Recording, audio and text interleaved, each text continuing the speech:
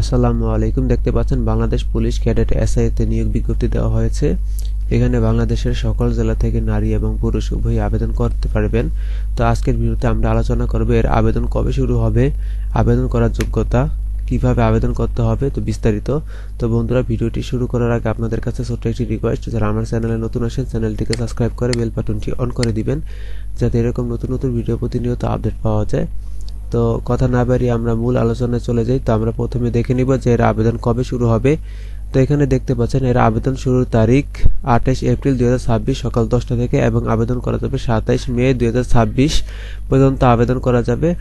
আবেদন করার জন্য আপনাদের একটি ছবির প্রয়োজন পড়বে। ছবির সাইজ হবে 300x300 পিক্সেল, এবং একটি স্বাক্ষরের প্রয়োজন পড়বে। স্বাক্ষরের সাইজ হবে 300x80 পিক্সেল, এবং আবেদন করার জন্য একটি লিঙ্ক দেওয়া আছে। এই লিঙ্কে প্রবেশ করে আপনাদের আবেদনটি করতে হবে। তো আপনাদের সুবিধার্থে আমি ভিডিও ডিসক্রিপশনে লিঙ্কটি দিয়ে দেবো, সেখান থেকে আপনারা আবেদনটি করে নেবেন।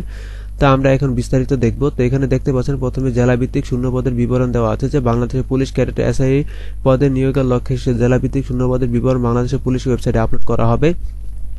এরপর দেখতে পাচ্ছেন প্রার্থীর বয়স ও যোগ্যতা অভিজ্ঞতা। এখানে বয়স সীমা 18 থেকে 22 বছর হতে হবে প্রার্থীর। যে সকল প্রার্থীর বয়স 1 সেপ্টেম্বর 2026 তারিখ বর্ণিত বয়স সীমার মধ্যে থাকবে তারাই আবেদন করতে পারবেন। বাংলাদেশের পুলিশ কর্মরত কনস্টেবল এবং নায়ক প্রার্থীদের ক্ষেত্রে বয়স সীমা 25 বছর। এরপর দেখতে পাচ্ছেন শিক্ষাগত যোগ্যতা অভিজ্ঞতা। এসএসসি অথবা সমমানের পরীক্ষায় 3.50 থাকতে হবে। এসএসসি অথবা সমমানের পরীক্ষায় 3.50 থাকতে হবে। কম্পিউটার ব্যবহারের দক্ষতা এবং অভিজ্ঞতা থাকতে হবে। জাতীয়তা অবশ্যই বাংলাদেশের নাগরিক হতে হবে। বৈহিক অবস্থা প্রার্থীকে অবশ্যই অবিবাহিত হতে হবে, তবে তালাকপ্রাপ্ত হওয়া যাবে না। শিক্ষানিবাসকাল শেষ না হওয়া পর্যন্ত অবিবাহিত থাকতে হবে।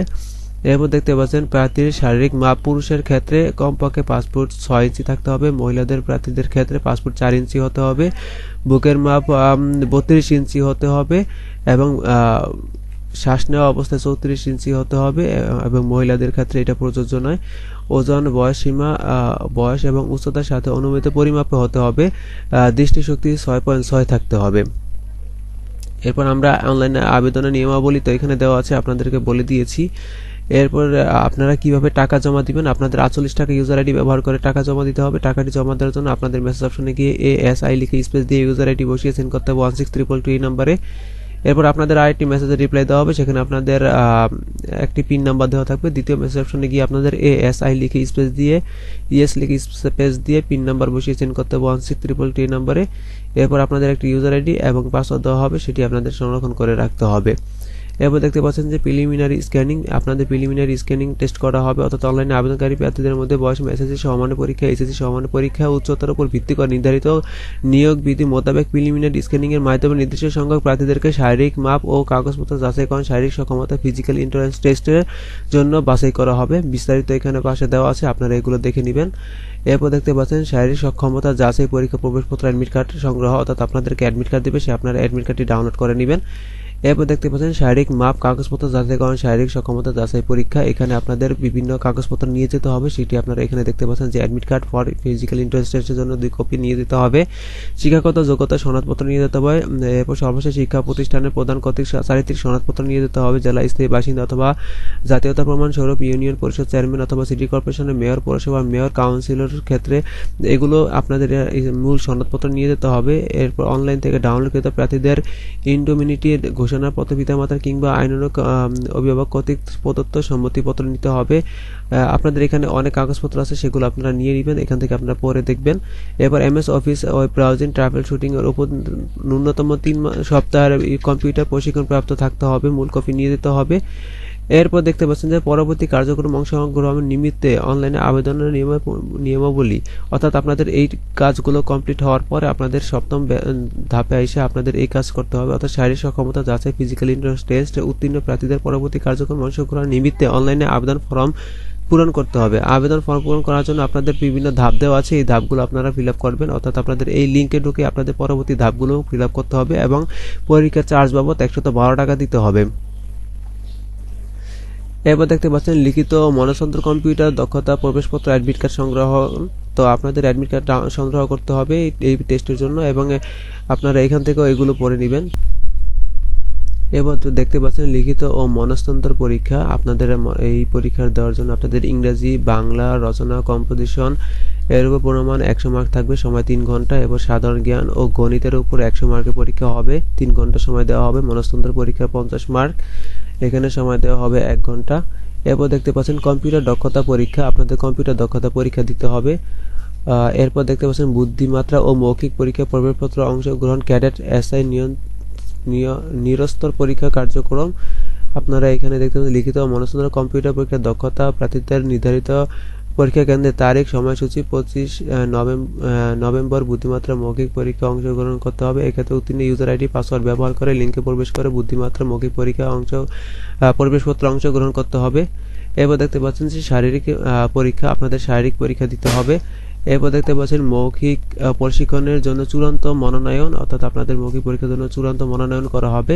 এরপর দেখছেন মৌলিক প্রশিক্ষণ, আপনাদের মৌলিক প্রশিক্ষণ করতে হবে, অর্থাৎ আপনাদের প্রশিক্ষণ ক্যাডেট এসআই হিসেবে নির্বাচিত প্রার্থীদের প্রশিক্ষণপ্রাপ্ত 1 বছর মেয়াদী মৌলিক প্রশিক্ষণে অংশগ্রহণ করতে হবে, অর্থাৎ আপনাদের 1 বছর মেয়াদী মৌলিক প্রশিক্ষণ অংশগ্রহণ করতে হবে। এরপর দেখতে পাচ্ছেন প্রশিক্ষণকালীন সুযোগ সুবিধা, ক্যাডেট এসআই হিসাবে প্রশিক্ষণকালীন বিনামূল্যে পোশাক সামগ্রী, থাকা খাওয়া ও চিকিৎসা সুবিধা প্রাপ্য হবে। প্রশিক্ষণকালীন সরকারি বিধি মোতাবেক প্রতি মাসে প্রশিক্ষণ ভাতা প্রাপ্ত হবে। এরপর দেখতে পাচ্ছেন নিয়োগ ও চাকরির সুবিধাদি, এখানে আপনাদের নিয়োগের পরে অর্থাৎ চাকরি করার পর আপনাদের কি কি সুবিধা দেওয়া হবে সেগুলো আপনার এখানে দেওয়া আছে, দেখতে পাচ্ছেন।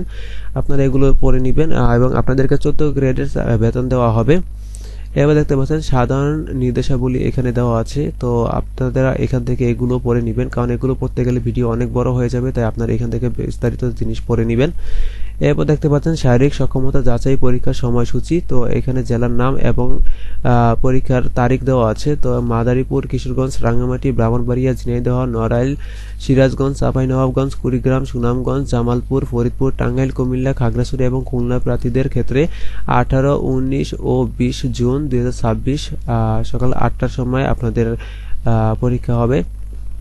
এরপর দেখতে পাচ্ছেন সাতক্ষীরা, নওগাঁ, জয়পুরহাট, পঞ্চগড়, হবিগঞ্জ, নেত্রকোনা, ঢাকা, রাজবাড়ী, ফেনী, লক্ষ্মীপুর, চুয়াডাঙ্গা, বগুড়া, দিনাজপুর, সিলেট, ঝালকাঠি এবং পটুয়াখালী প্রার্থীদের ক্ষেত্রে পরীক্ষা হবে 21, 22, 23 জুন 2026 সকাল 8টা।